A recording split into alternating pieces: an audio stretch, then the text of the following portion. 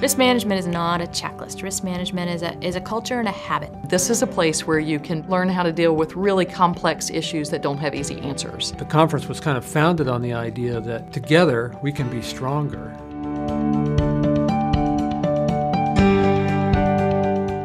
It's an opportunity to be with your peers and participate in the dialogue. We've all had this sense of an evolving community, an evolving set of standards. 20 years ago, nobody had emergency communications in the field. Now everybody does. If you want to participate in that dialogue, you have to come, you have to join. That dialogue's happening at the Risk Managers Conference. And there is a seat at the table for all the small programs. Even the larger programs recognize that they too are driven by this broader community. Going back to 20 or 30 years, we used to only talk about 4 organizations. Now, there are hundreds.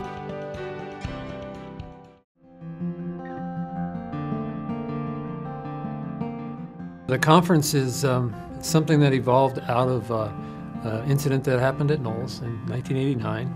David Black was struck by a rock while climbing on a NOLS course.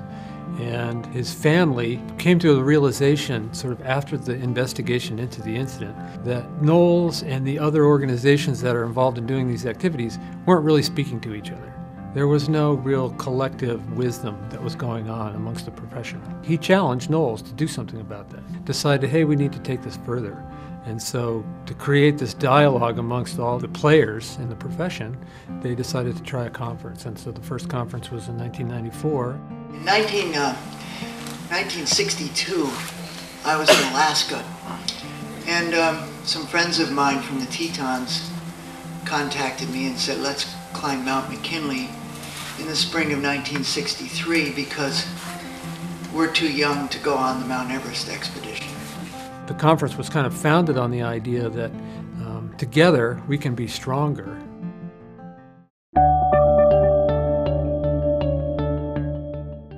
Sharing wisdom is old-fashioned and thus quite wonderful. And yet there is a remarkable openness and commitment to raise standards across the industry and to share information that is difficult to share. We all have challenges and we've all made mistakes. And I think the conference allows us a place to share those mistakes and learn from the mistakes of others in an open, non-judgmental way. This is a place where you can build on that expertise and that knowledge and also learn how to deal with really complex issues that don't have easy answers. Accountability and self-awareness about action and consequence is a huge part of what the wilderness can teach kids.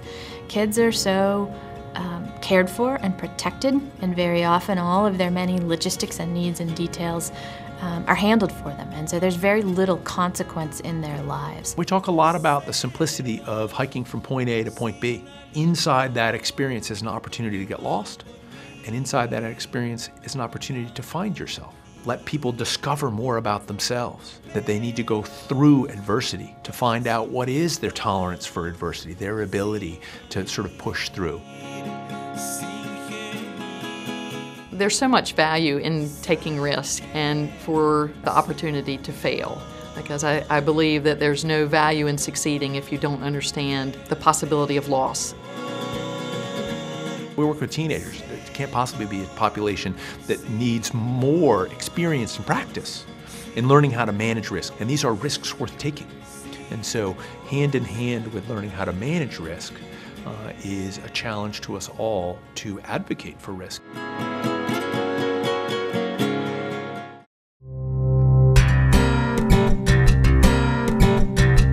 That conversion from talking about safety and what the word literally means, just without risk of harm, to an acknowledgement that all we can do is manage the risk. We can't eliminate it and still do what we want to do.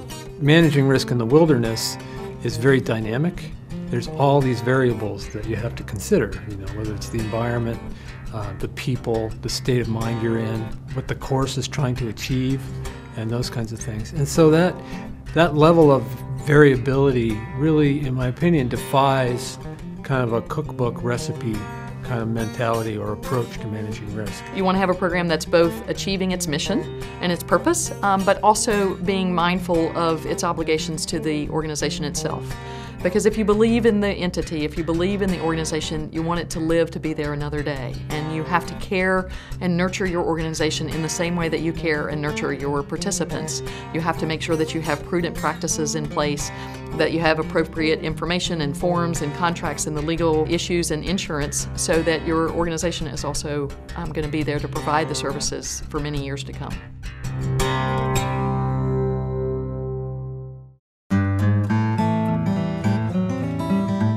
If I had a son and daughter going out on a commercial trip, in terms of emergency care, I would want to know that my son and daughter would be treated with respect, and the care that they were being given was coming from the heart, basically, and helping them feel like they're gonna be okay, and that the organization had a system in place that everyone involved knew what those emergency procedures were.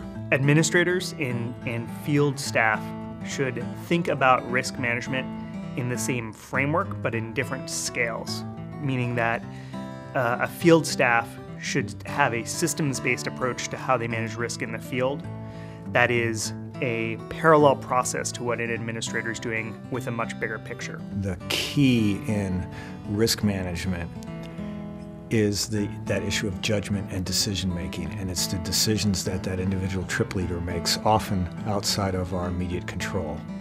And I think we've gotten much better, especially in the last decade at the conference, in discussing, in training, and understanding how we make decisions. We need to trust instructor judgment and train instructor judgment, and those two things need to be integrated together in order for a program to not only manage risk well in the field, but for the administrators to understand how that process works. We all need to constantly be learning. We haven't seen everything that there is. There's always something new being thrown at you. We can learn and maybe not have to deal with the same thing twice, or if we do, maybe we're dealing with it a little bit better the second time than we did the first. So I think administrators, field staff and students should all really be contributing to this learning process because they're all part of the system. I gain confidence from the fact that my field staff sometimes make very different decisions than I might choose to make, with better outcomes than I would have had. A strong culture of risk management is one that communicates freely and holds people accountable in a way that is really fair, is a fair culture.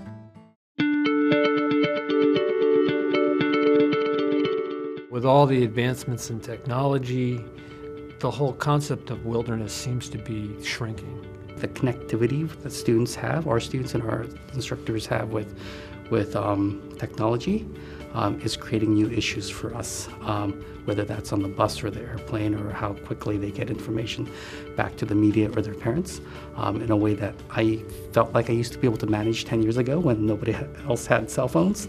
At this point, an incident occurs in the field and maybe the public is involved, it's already on the media. I need to recognize that there's no control over that. There's a growing expectation, if there's an issue, that it will be promptly dealt with. And unrealistic expectations of this in these remote environments. And it's something that the people coming to this conference are trying to grapple with and manage and still preserve the integrity of their wilderness experience. We will be able to face challenges that are coming up. Our demographics are changing remarkably. We are becoming a true reflection of the world. And it is important that all of those people have an opportunity to be connected to wilderness and to value wilderness. When the population changes, then your risk management has to change. When the goal of your participants is changing, you can't just do these things the same way you've been doing. Technology's changing. That's going to change how we do things. I've seen the qualitative measures continue to grow. I've seen the professionalization of staff grow. I've seen the ownership and the embracement of risk management and safety protocols and attitudes be enhanced. I've seen women come along become the leaders, become the next generation of instructors, to become the next generation of executive directors and program managers.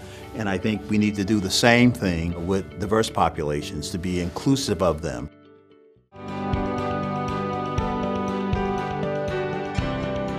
Risk management is not a checklist. Risk management is a culture and a habit.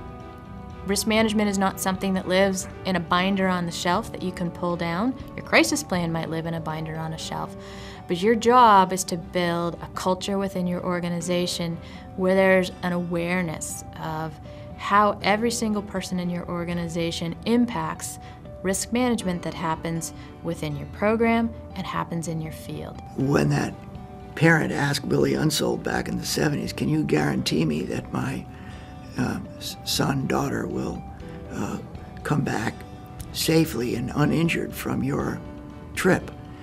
He said, no, I can't guarantee that, but I can guarantee you that your son or daughter's soul will perish if he or she does not come on this experience.